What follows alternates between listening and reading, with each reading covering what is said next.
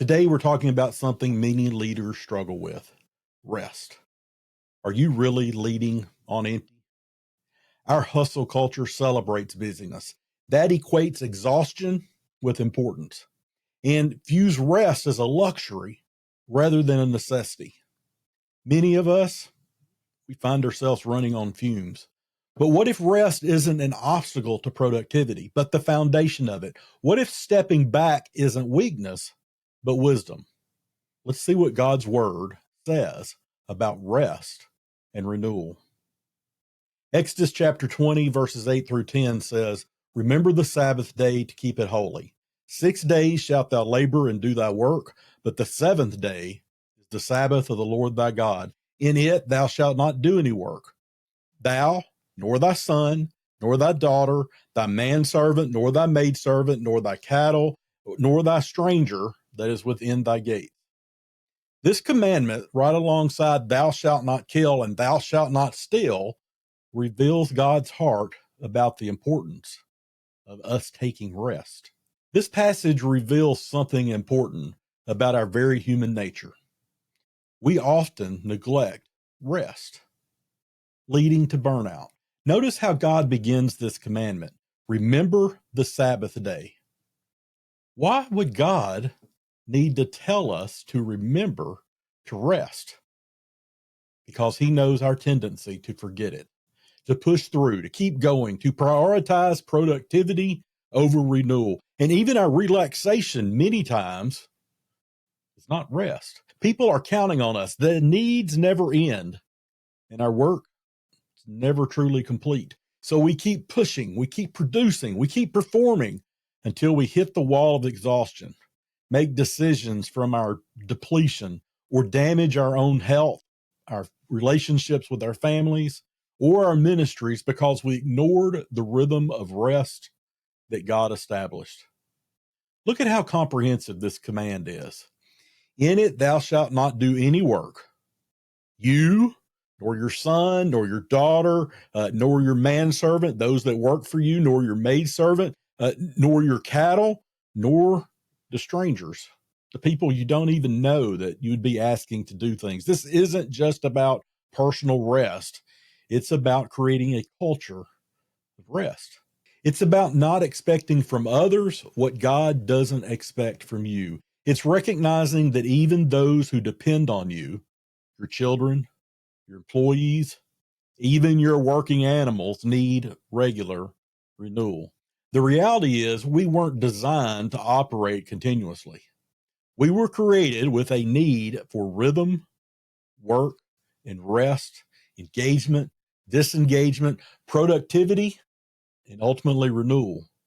When we ignore this design from God, we don't just become tired, we become less effective in every aspect of our life, including our ability to lead others. So what does this say about us? It says that we tend to prioritize doing over being, accomplishment over replenishment, urgent demands over the important rhythms of life.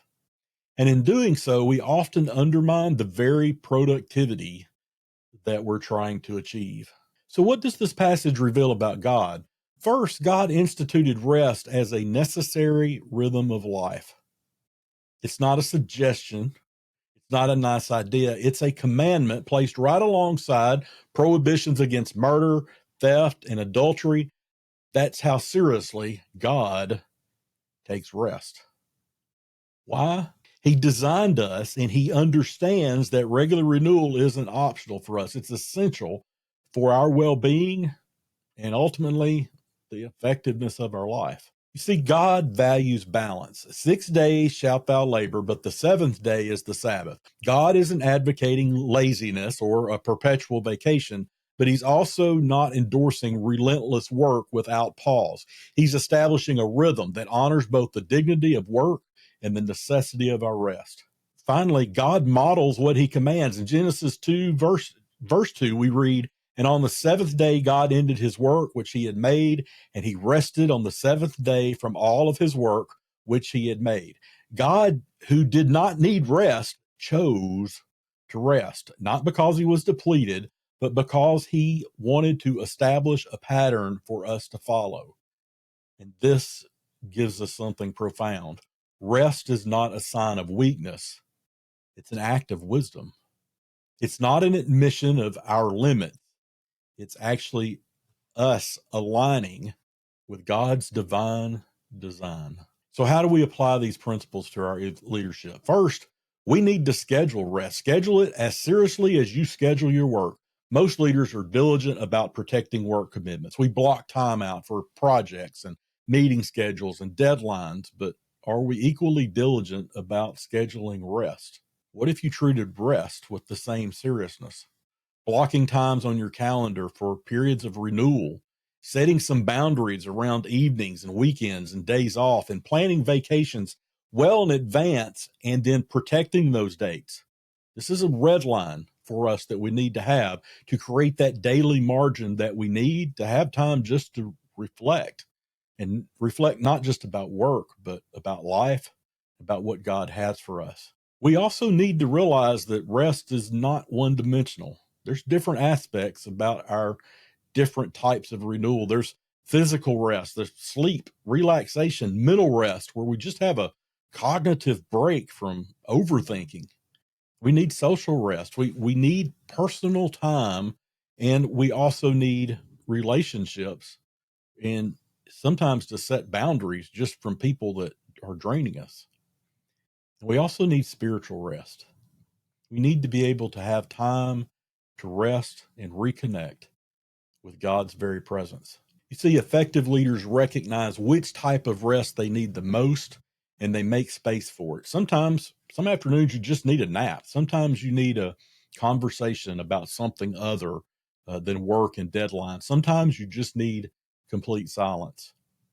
Other times you need community. And I'm not talking about a work meeting.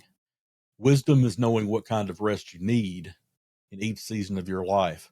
So create a culture around you that values renewal.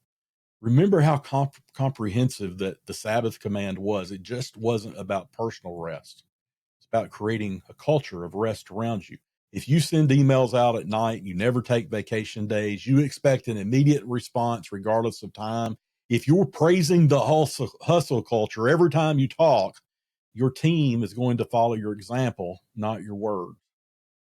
Create a culture that values renewal. Model the healthy work-life boundaries. Your family needs that. Encourage team members to use their vacation time.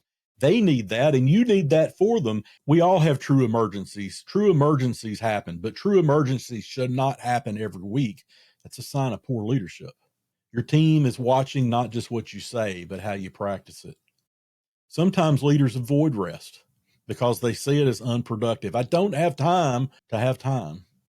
But if rest is actually the foundation of true productivity, what if that renewal is the source of your most creative ideas, your most insightful solutions, your most effective leadership and management skills that come out through that time of rest? Well-rested people, they make much better decisions. They are able to step back and see the bigger picture. Rest isn't our enemy. It's not the enemy of results. It's an ally of sustainable achievement over the long term. When you connect your rest to your larger purpose, it transforms you. So Exodus chapter 20, verses 8 through 10, they established the Sabbath as a commandment, not a suggestion.